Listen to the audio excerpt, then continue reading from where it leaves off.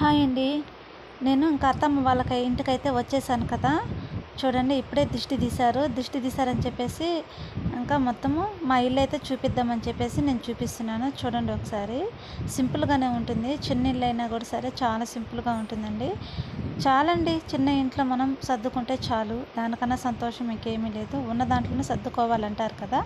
ఇంకా మా ఇంటికైతే వచ్చేసాను, నేను అత్తమ్మ వాళ్ళ ఇంటికి వచ్చేసాను. ఇంకా దేవుడి దగ్గరికి అయితే వెళ్ళి దండం పెట్టుకోమన్నారు. వెళ్ళేసి దండం అయితే ఆల్రెడీ పెట్టేశాను నేను. మీకు వీడియోలో చూపిద్దామని చెప్పేసి మళ్ళీ నేను దండం అయితే పెట్టుకుంటున్నానండి. దాదాపు 1.5 year అవుతా ఉందండి అమ్మ వాళ్ళ ఇంటికి అయితే వెళ్ళేసి. చాలా చాలా హ్యాపీగా ఉన్నారు అత్త మామ అయితే. ఎందుకంటే ముద్దుల మనవడైతే వచ్చేసాడని చెప్పేసి చాలా సంతోషంగా ఉన్నారు. ఇంకా మా బాబుకి అయితే నైట్ ఇంకా ఫుడ్ తినిపిద్దామని చెప్పేసి తినిపిస్తున్నాను. ఇంతలో ఏమంటే అమ్మ అయితే వీడియో తీస్తానని చెప్పేసి వీడియో అయితే తీస్తూ ఉంది. కానీ అనుకోకుండా ఒక సిచ్యువేషన్ అయితే జరిగింది. నేనైతే అత్తమ్మ వాళ్ళ ఇంటికి అయితే వచ్చాను కదా. వచ్చేసరికి ఇక్కడైతే ఒక శుభకార్యం అయితే జరుగుతూ ఉంది. ఏం లేదండి, వినాయకుడికి అయితే పూజ అయితే చేస్తున్నారు. నాకు తెలియదు ఆ విషయము. మా వాళ్ళందరూ కలిపి చేసుకుంటున్నారంట. ఇంకా నేనైతే ఇంకా పూజా కార్యక్రమానికి, నా అదృష్టం కదండి, కార్యక్రమానికి అయితే నేను కలుసుకున్నాను అనమాట. నాకు చాలా సంతోషంగా ఉంది.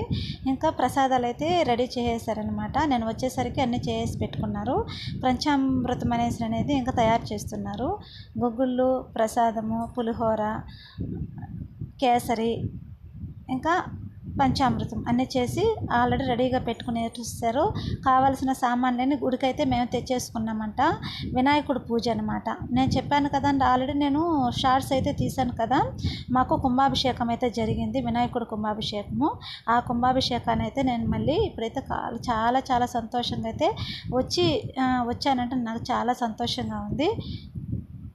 చూడండి, ఇంకా పూజా కార్యక్రమం అయితే జరుగుతూ ఉంది. ఇంకా అయ్యోరు అయితే వచ్చేసారు, పూజారి గారు వచ్చేసి ఇంకా వినాయకుడికి అయితే ఇంకా పాలాభిషేకం అన్నీ చేసిన తర్వాత ఇంకా అలంకరణ అయితే చేస్తారు.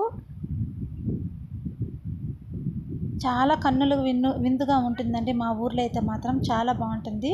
విలేజ్ అయితే మాత్రం చాలా చిన్న పల్లెటూరు మాది. పల్లెటూరు అయినా ఫస్ట్ టైం అనమాట వినాయకుడు శ్రీరాముల వారి గుడి అనేది కుంభాభిషేకం కట్టడము. అందువల్ల చాలా విశేషంగా ఉంటుంది. ఒక్కసారి పూజా విధానం ఎలా చేస్తారో చూసేద్దాం రండి.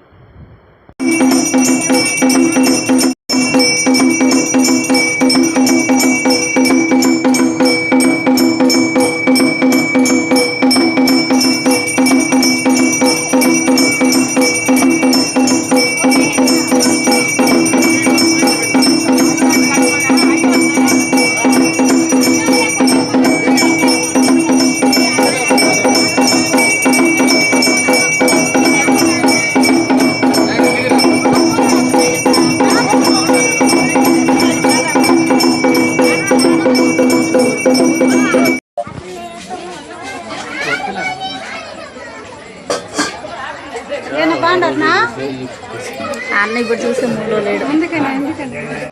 ఈ వీడియో మీకు నచ్చినట్లయితే ప్లీజ్ లైక్ అండ్ సబ్స్క్రైబ్ అండి. అందరికీ నమస్కారం.